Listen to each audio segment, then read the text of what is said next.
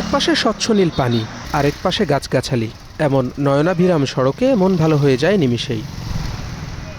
তবে চোখ জোড়ানো সিলেট সুনামগঞ্জ আঞ্চলিক মহাসড়ক হয়ে উঠেছে মৃত্যুফাঁদ।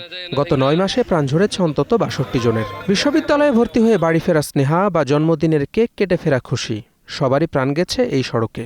স্বজনদের আহাজারি বলে দিচ্ছে কত বড় ক্ষতি হয়েছে পরিবারগুলোর। কিন্তু কেন হচ্ছে এমন?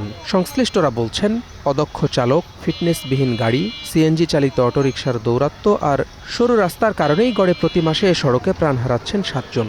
90%-এর বেশি প্লাস হচ্ছে গিয়ে লাইসেন্সবিহীন, ফিটনেসবিহীন, কারো লাইসেন্স আছে, কারো ফিটনেস নাই, কারো লাইসেন্সের মেয়াদ শেষ। আপনি দেখেন এই রাস্তার মধ্যে ৬২ জন অ্যাক্সিডেন্ট হয়েছে। এই কিছুদিন আগে বিশ্ববিদ্যালয়ের এক ছাত্রী অ্যাক্সিডেন্ট করে মারা গেছে।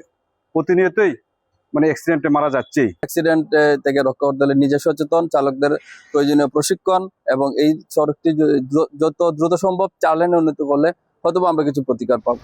পরিবহন খাতের নেতাদের দাবি, মহাসড়কে ছোট যান আর সরু সড়কের কারণেই ঘটছে অধিকাংশ দুর্ঘটনা।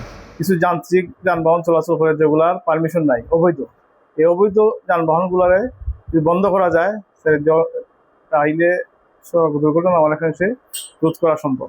তবে বাস্তবে দায় আছে চালকদেরও। চালকদের প্রশিক্ষণের উদ্যোগ নিলেও তা বাস্তবায়ন না হওয়ার কথা জানালেন ট্রাফিক বিভাগের এই কর্মকর্তা। ওভার স্পিড এবং ওভারটেকিং এর জন্যই এই অ্যাক্সিডেন্টগুলো হচ্ছে এবং প্রাণহানিগুলো হচ্ছে, সেটা আমি মনে করি আর কি। আর ড্রাইভারদের অসচেতনতা, আমরা প্রায় তাদেরকে নিয়ে ট্রেনিং করি, যা ট্রেনিং করাই আর কি, কিন্তু বাস্তবে তারা ট্রেনিংয়ের যে নিয়ম কানুনগুলো তারা মানে না। আর বিআরটিএর এই কর্মকর্তা বলছেন অবৈধ গাড়ির চালকরা থাকেন ভয়ে, এর ফলে আতঙ্কে ঘটিয়ে ফেলেন দুর্ঘটনা।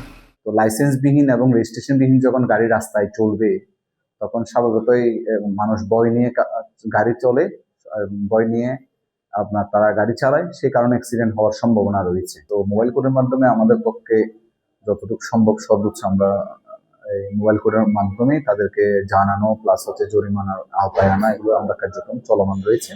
বিআরটিএ বলছে সুনামগঞ্জে রেজিস্ট্রেশন করা সিএনজি চালিত অটোরিকশার সংখ্যা ৪,৭২৩টি। তবে অবৈধ সিএনজি বা অন্য যানবাহনের সংখ্যা কত তা জানে না কেউ। Desk report, star news.